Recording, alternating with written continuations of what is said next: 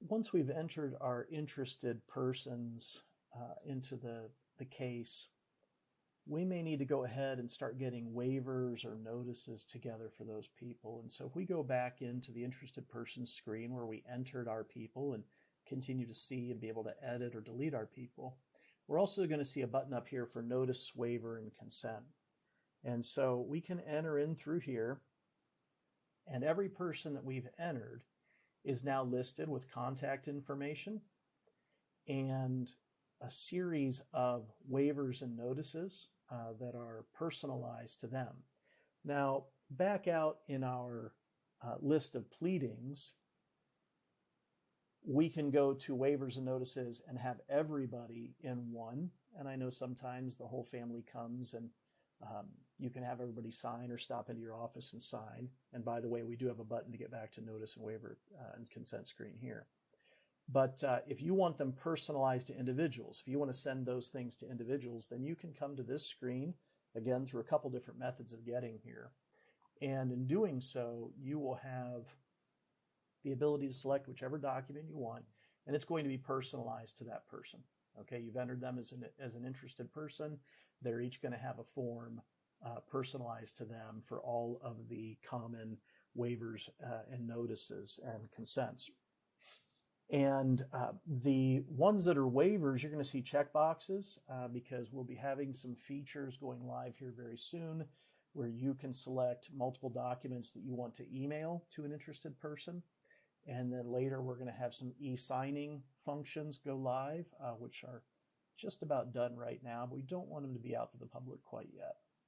And so you have the ability here to, as of now, easily open these for any person, whatever document you have, and it's going to have them listed, personalized to them.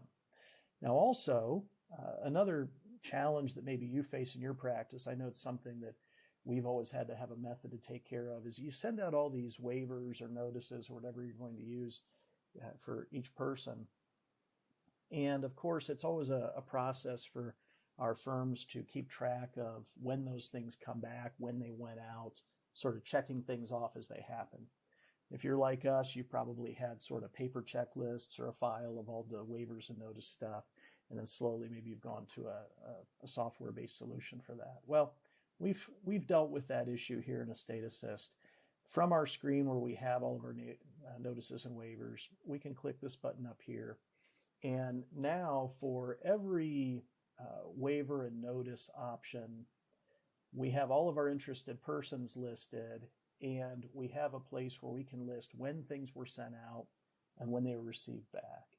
And so if you're anything like me and you say, hey, have we gotten all the waivers back in such and such case, and somebody has to go check, well, now you're going to have it right here at your fingertips in the software. And so for this example, let's say that for the 2.1 and 2.2, let's say that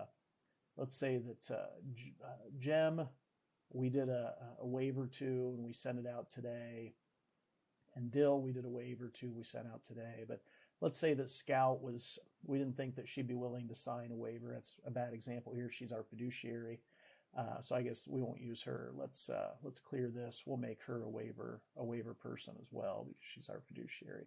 We'll say Gem didn't want to participate.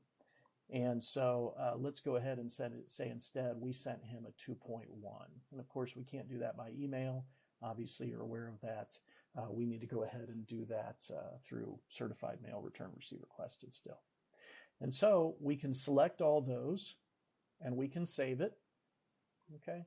And now we can go back out. We'll go back out to the interested persons. We can come back in later, say a week or so later. Those have all been saved.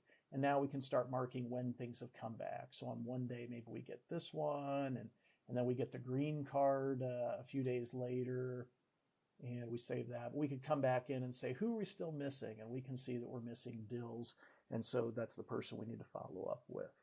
And so we have this lined up for pretty much all the pairings of waivers and notices in ordinary administrations.